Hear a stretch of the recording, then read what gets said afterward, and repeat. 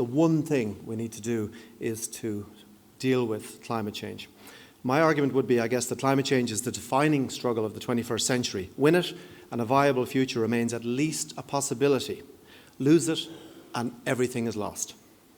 Everything you care about, whether it's biodiversity, human rights, or the prospect of a safe future for your kids or mine, it's all gone if we fail to hold the line on climate change. It's as simple and as blunt as that.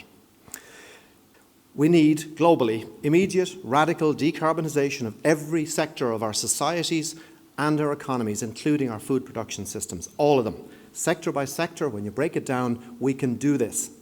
But as we've seen time and again, especially here in Ireland, the three biggest headwinds that we face are political inertia, media indifference, and the hidden power of special interest lobbyists.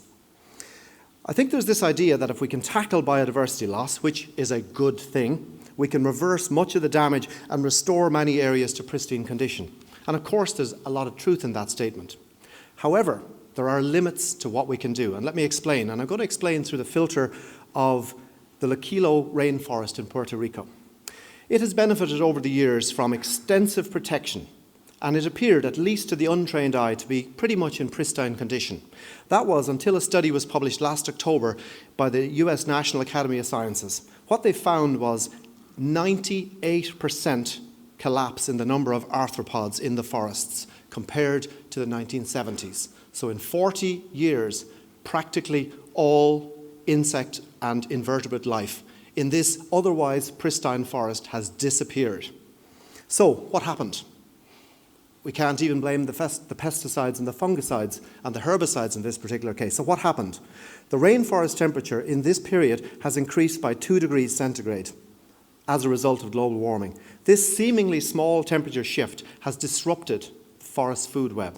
And as you know, arthropods are the linchpin of these webs, so their demise is bad news indeed for the rainforests. And as you might expect, the animals that feed on these insects, whether it's lizards, frogs, birds, etc., they're all in deep crisis. But as the fate of the Loquillo rainforest shows so clearly, nature conservation without climate stabilisation simply won't work. It can't work. And every hard-won gain that conservationists make will, sooner or later, and I would argue probably sooner, be wiped out by climate breakdown. I'm here today to suggest that rather than arguing over whether nature conservation or climate activism deserves a slightly bigger slice of the pie, we really need instead to be taking over the damn bakery. After all, in a rational world, imagine for a moment that we lived in a rational world. How might it be different? First of all, I would suggest that the ecological and climate crisis would be on every news bulletin and on every newspaper, front page, every day, and not just when there's a conference. It would be the central preoccupation of our politics, our civil service, and our private sector. And of course, you're saying, well, that can't happen. I mean, when did that ever happen? Well, look at Brexit. 3 years ago, it was a non-issue. Now, this entirely man-made fiasco, we're being consumed with it almost 24 hours a day through the news cycle. And our politics is being consumed by it. And yet, what we are describing today, what's happening right now to the natural world, is 1,000 Brexits or more. And I don't say this in order to be fatalistic. Quite the opposite. This is a call to action. I think we need to be a lot less polite, a lot less patient. We need to take to the streets to start putting our politicians, our public service, and our media under pressure to act now in line with the science. We need to take the hard decisions on climate action like our lives depend on it, because our lives depend on it.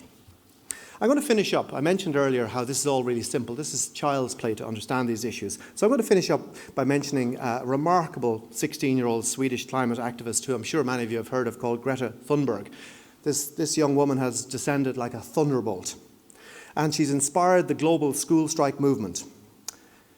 So while she's talking about climate change, her words could equally apply to the global biodiversity crisis. And I'm going to give you what Greta said, just to finish. She said, adults keep saying we owe it to the young people to give them hope. But I don't want your hope. I don't want you to be hopeful. I want you to panic. I want you to feel the fear I feel every day. And then I want you to act. I want you to act as you would in a crisis. I want you to act as if your house is on fire, because it is. Thank you very much.